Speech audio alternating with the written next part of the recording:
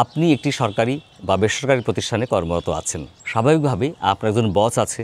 হয়তো এমন হতে পারে আপনার ওই বস সব সময় বা আপনি তার সাথে কাজ করতে গেলে, তার সাথে সাক্ষাৎ করতে গেলেই অন্যের সম্পর্কে আপনার সাথে নেগেটিভ কথা বলে। হতে পারে সে মালিকের বিরুদ্ধে, মালিক সম্পর্কে আপনার সাথে খারাপ কথা বলছে, নেগেটিভ কথা বলছে, গালিগালাজ করছে।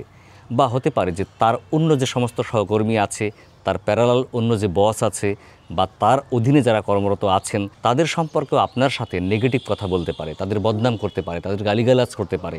হতে পারে আপনার ডিপার্টমেন্টের, আপনার অধীনস্থদের বিরুদ্ধে আপনার সাথে কথা বলছে, নেগেটিভ কথা বলছে। এমন হলে আপনাকে কিন্তু সাবধানে থাকতে হবে। খেয়াল রাখবেন, যদি ওই বস আপনার সাথে এই ধরনের কথাবার্তা বলে থাকে তাহলে তার কাছে অন্য যারাও কাজ করতে আসে, অন্য যারা তার কাছে সময় কাটাতে আসে তাদের সাথে একই ধরনের কথাবার্তা বলে।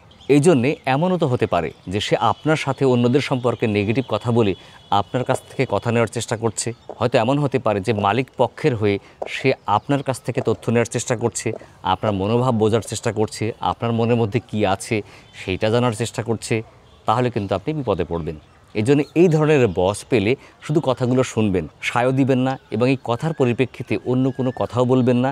তাকে খুশি করার জন্যে তাদের সম্পর্কে আবার নেগেটিভ কথা তাকে বলবেন না। খেয়াল রাখবেন, আপনার থেকেও ওই বস কিন্তু সব দিক থেকে যোগ্য বলেই তাকে বস হিসাবে প্রতিষ্ঠানে রাখা হয়েছে, তাকে এত বড় পদ দেওয়া হয়েছে। ফলে মালিকের কাছে কিন্তু সেই বেশি আস্থাশীল, সেই বেশি যোগ্য আপনার থেকেও। তাই মালিকরা কখনো আপনার কথার উপর ট্রাস্ট করবে না, আপনার কথা শুনবে না।